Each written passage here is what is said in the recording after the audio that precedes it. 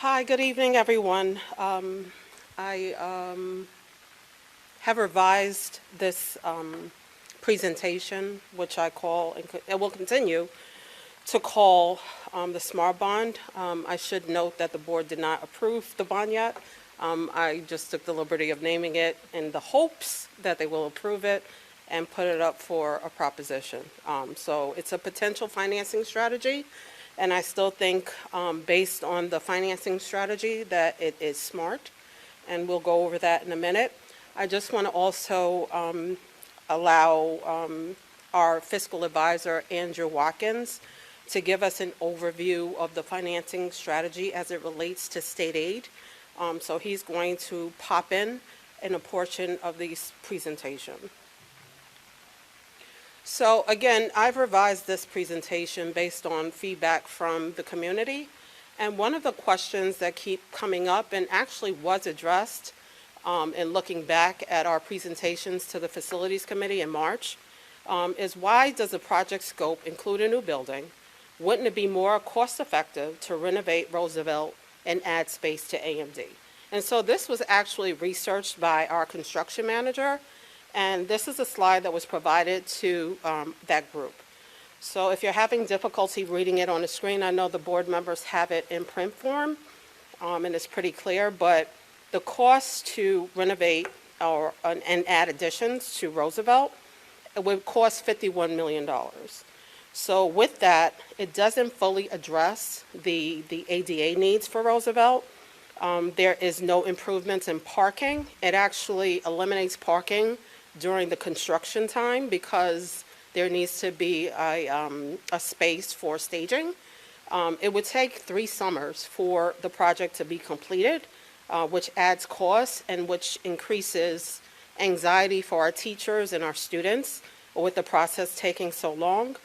And there's no additional improvements related to cafeteria space, outside space.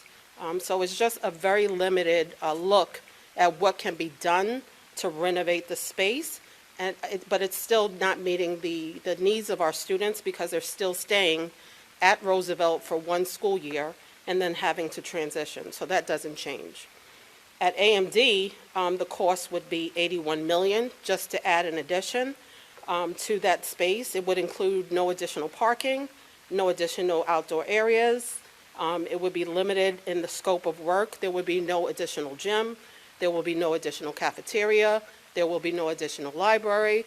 So the cost for both of these projects and making those changes instead of adding a building, the adding of a building is $142 million, and this is $132 million. So it's $10 million more to add the building, but look at what you're getting, and as a result, when you compare it to what you're losing by just renovating those 2 spaces programmatically. Financially, it also doesn't help.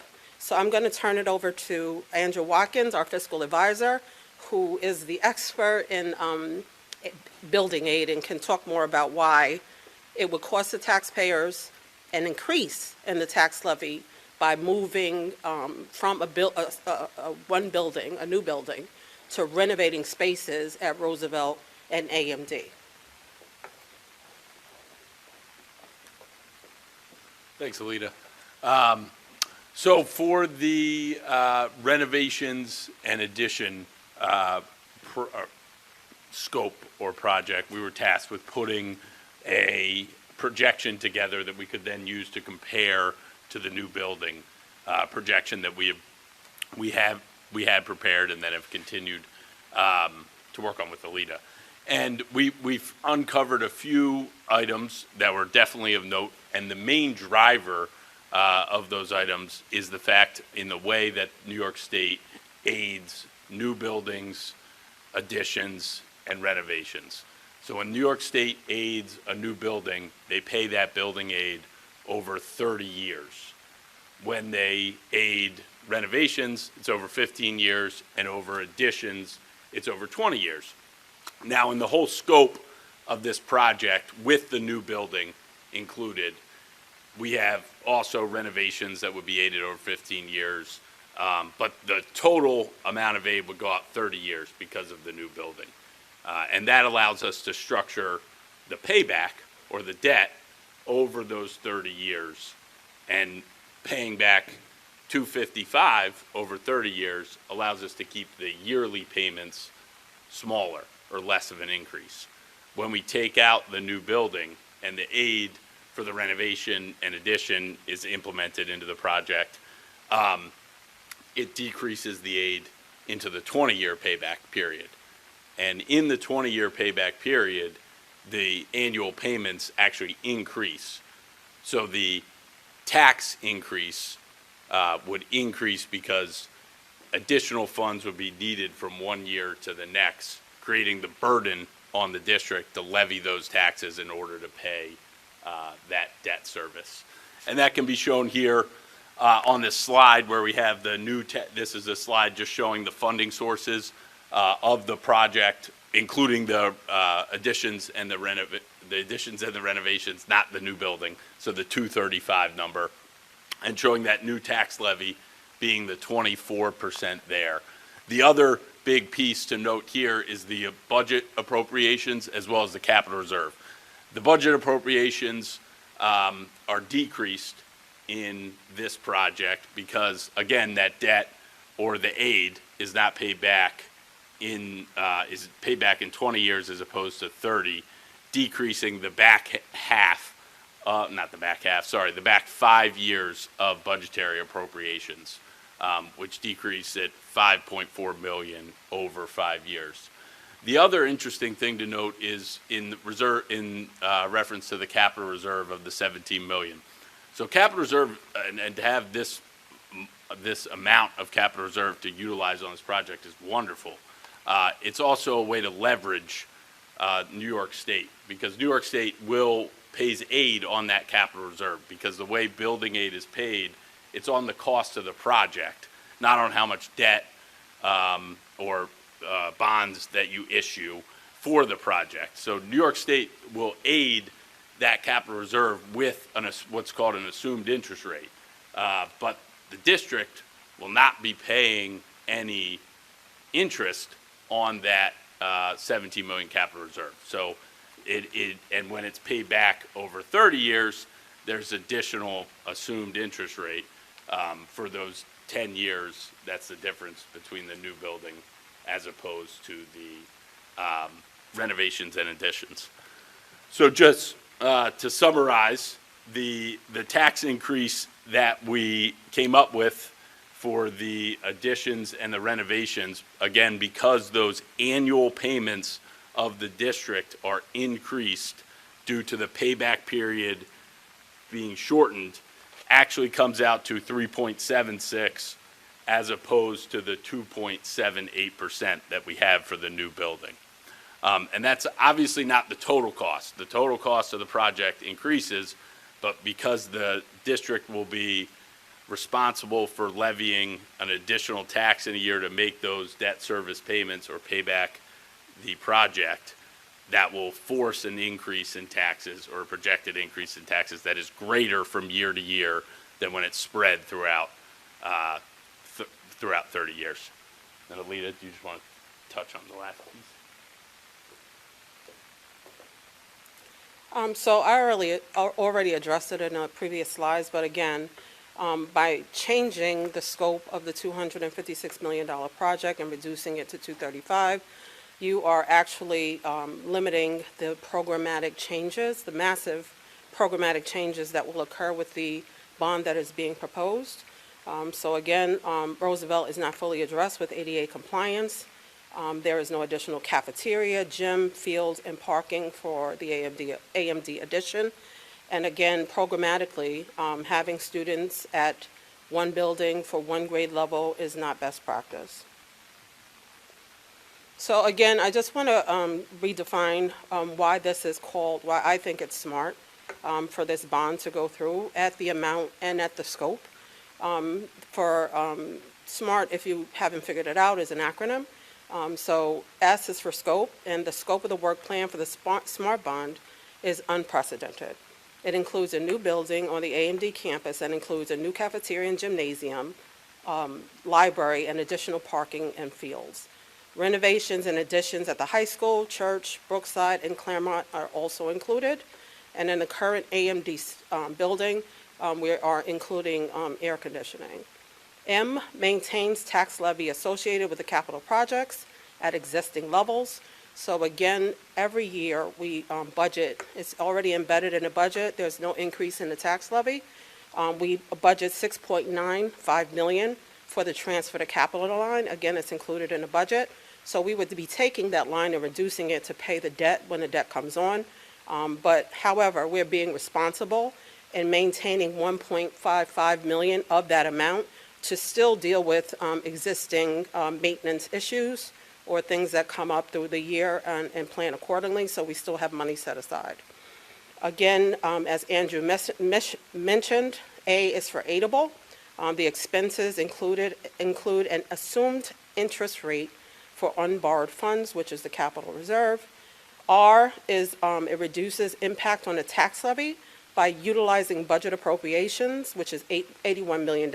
Again, that $81 million represents the $5.4 million that's already embedded in the budget. That's the total amount over that period of time. The capital reserves for $17 million is also being used. So the projected tax levy increase totals 2.78% for 5 years. So the overall tax levy impact in the dollar amount is $51 million for a $256 million project cost. So again, this represents 20% of new cost for a project that costs us $256. So if you look again, the building aid amount that's projected is $106.5 million. The budget appropriations, again, the money that is set aside in the current budget of 5.4 of the 6.9 is $80.9 million. We are utilizing the capital reserve, which is 17.3. So that total represents 80% of the cost of the project that is being paid without increasing the tax levy.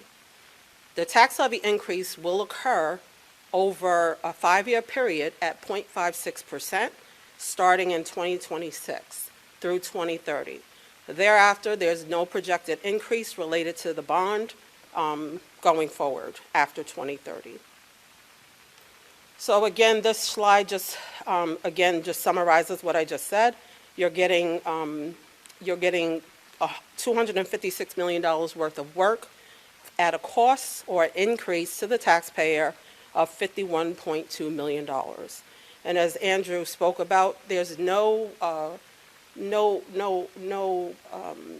benefit for removing the biggest portion of the project, which is the addition to the taxpayer. And it actually increases the cost in the levy and decreases what you get programmatically. So another question came up is if the school district can guarantee, since this bond and the financing around it relies heavily on state aid, can we guarantee in the future that we're actually going to get the building aid that's being projected? So I reached out to two of my favorite groups. One of them is Andrew, and the other one is Questar. So I'm going to let Andrew respond to this question on this page. Thanks. And this is actually, we do get this question a good amount, just being in our business of financing for capital projects and doing aid projections and then structuring debt around that aid so it's most beneficial for the school district. And really there are two things to think about. One being, would there be any event or would there be anything that would change how the aid is paid? And that has happened in the past. There has been changes to the aid formula, but what has happened in the past and what we would anticipate in the future is that any voter-approved project before that change was made to the aid formula would remain with the previous aid formula. That's the way it has happened in the past and we anticipate would happen in the future. Well, how about reductions in aid if something dramatic were to happen in the state, such as COVID? And this actually did happen in 2020. There was a discussion of reducing foundation aid. Building aid is what's called an expense-based aid, and it is all expense-based aids in 2020 when they discussed this were held out of this conversation, were held harmless. So we would anticipate in the future that would maintain the same. And then the third piece is that New York State building aid is written in New York State education law, so it would need a legislature change or legislature pass to make any modifications to building aid. And most districts in New York State do issue debt to fund capital projects and receive building aid as a portion or all of their payback for those projects. And so if the state were to reduce building aid or change building in some way, it would obviously create a large risk for default of a lot of school districts across New York State. So it would be very unlikely for that to happen or for legislature to have that push to make a change where that would be a ramification where school districts in New York State could default. And then as far as our building aid projections that we're working on here, we always projected a conservative level that takes into account past New York State SED, what they have aided in the past. So we take into account that and then run a projection that does factor that in. And then it is based on, then the actual aid that's paid is based on the final project expenditures.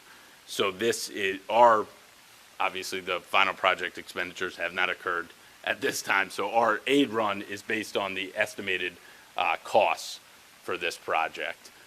So if there were major changes between the estimated costs and the final expenditures, that could create a difference in aid from our aid run. Now, we do work with architects, construction manager as we're doing the final cost reports, which ultimately generate the aid for a project such as this, or for each individual mini project in the big project, to make sure that those final cost reports are have each cost of the project allocated to the best place to generate the most aid. But ultimately, it is SED's discretion, and they do have the final say of the exact amount of aid. But our projection does take into account their past experiences and what we know to be their decision-making process.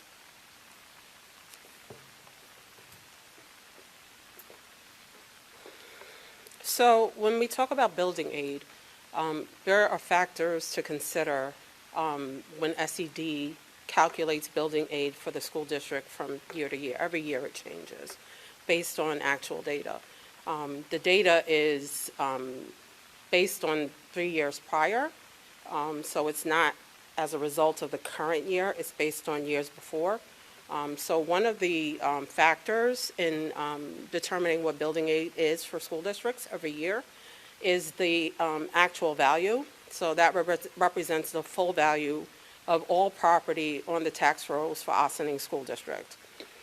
Historically, actual value has only shown modest growth for Ossining, and for us, there's not much vacant land where you would see massive growth in actual value. So when we look at our actual value in comparison to the statewide average, it's lower than what the statewide average is. With regard to enrollment, building aid does take into account our WADA, which is a resident weighted average daily attendance. Historical district trend has been an increase tied to enrollment, as we all know. And then what's happening throughout the state is there is a decrease in enrollment. So the difference between Ossining and the state average is much higher. So the projected trend of a decrease in enrollment in future years that we think we're going to see, but probably not as dramatic as the increase that we've had over the last decade and a half. So we do know that we are going to see some minor enrollment decreases, but it certainly will not have a large impact on our building aid.